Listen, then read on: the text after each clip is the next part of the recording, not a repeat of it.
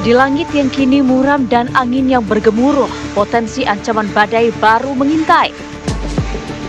Badan Meteorologi, Klimatologi, dan Geofisika BMKG mengibarkan bendera peringatan bibit siklon tropis 93W yang telah terbentuk dan berpotensi membawa cuaca ekstrim yang bisa meluas mulai dari Sumatera hingga ujung timur. 11 wilayah diminta meningkatkan waspada, termasuk Jakarta. Dengan Jakarta Tropical Warning Center ya, kami memantau 24/7 real time.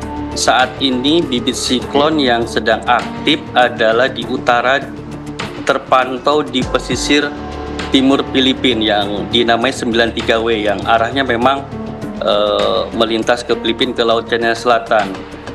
Ini masih terus kita pantau, dampaknya tidak langsung terus kami monitor utamanya untuk di wilayah sekitar Sulawesi Utara dan Maluku Utara. Nah, ini kita terus pantau setiap saat ya, artinya untuk antisipasi dampak ke wilayah Indonesia, utamanya tentu yang masyarakat di sekitar Sulawesi Utara dan Maluku Utara dan juga mungkin sebagian di wilayah Kalimantan Utara. Jakarta sebagai kota yang sibuk tak luput dari daftar bahaya. Hujan lebat, angin kencang, hingga gelombang tinggi mengintai layaknya bayangan yang tak bisa diusir. Ancaman yang bukan lagi ramalan, namun bisa datang kapan saja. Sudah siapkah warga di pesisir Jakarta? Ya pasti harus kayak waspada gitu ya, kayak barang-barang jaga-jaga bawa. Soalnya kan nggak ini banjirnya tiba-tiba lebih tinggi lagi lah. Taruh barang-barangnya biar gak kena. Karena kan kayak warung gitu kan pasti bahan sembako gitu banyak.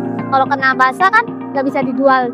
Karena udah biasa, kita hidup di sini udah biasa seperti ini ya, nggak ada persiapan apa-apa sih. Cuman mungkin barang-barang yang ada di rumah seperti kulkas yang rawan-rawan, yang sensitif ya. Kulkas itu mungkin dikasih ganjel kayu atau apa supaya lebih tinggi ya, barangkali nanti ada banjirnya lebih tinggi gitu aja sih. Cuman satu aja, kalau untuk mengatasi banjir ANCID minta dipercepat. Kalau menurut saya pribadi karena tanggul mitigasi baru 65%, terkecuali ANCID itu terlaksana baru, artinya 100% teratasi. Itu menurut saya pribadi. Suara-suara lirih warga ini langsung dijawab oleh Gubernur Jakarta bahwa mitigasi bukan lagi pilihan, namun kewajiban. Jakarta yang berdiri di antara laut dan sungai tak bisa lega.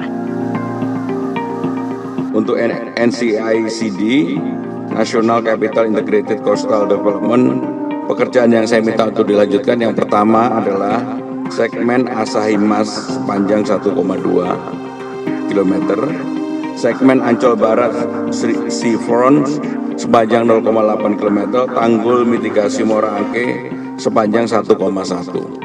Maka harapan saya kalau dari 28 itu 11 sekian udah kita lakukan, masih kurang 16, sekian.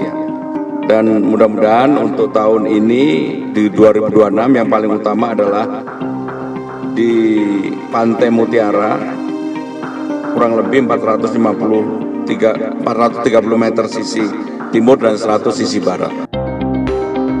Dari pompa yang sering kewalahan, drainase yang tertutup sedimen, hingga muka tanah yang semakin turun, proyek mitigasi tanggul laut Jakarta semakin dikejar waktu. Kecepatan pembangunannya diuji cepatnya perubahan cuaca. Karena kini warga pesisir Jakarta bahkan telah hidup berdampingan dengan rob yang semakin sering menyapa.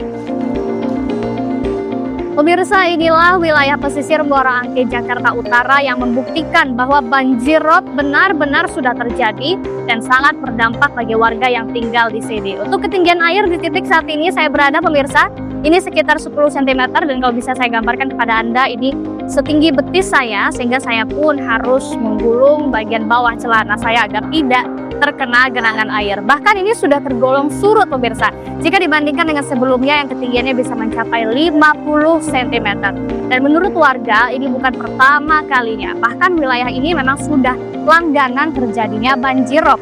Dan juga sebelumnya memang sudah ada himbauan dari BMKG terkait beberapa wilayah yang berpotensi pertumbuhan bibit siklon tropis per Desember 2025, dan juga laporan dari BPBD adanya 12 wilayah di Jakarta yang berisiko terdampak banjirop. Salah satunya adalah di wilayah Muara Angke, Jakarta Utara ini.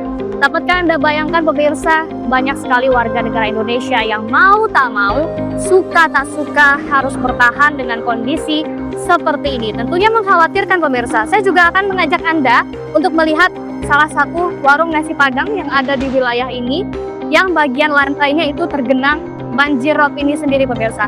Anda dapat lihat sendiri, kemudian dapatkah Anda bayangkan bahkan untuk menikmati makan saja itu harus dengan kondisi air seperti ini yang tentunya menimbulkan bau yang tak sedap dan lain sebagainya. Tentunya pemirsa, kita harus memperhatikan informasi resmi dari BMKG untuk melindungi nyawa kita sendiri dan juga nyawa banyak orang. Ancaman bibit siklon tropis bukan sekadar gurauan. Ini alarm keras. Hujan deras, angin kencang, hingga gelombang tinggi yang bisa membuat kawasan pesisir kembali kewalahan menghadapi banjir rob yang datang bertubi-tubi. Upaya mitigasi yang digencarkan Pemprov DKI menjadi penanda bahwa Jakarta tak menyerah pada keadaan.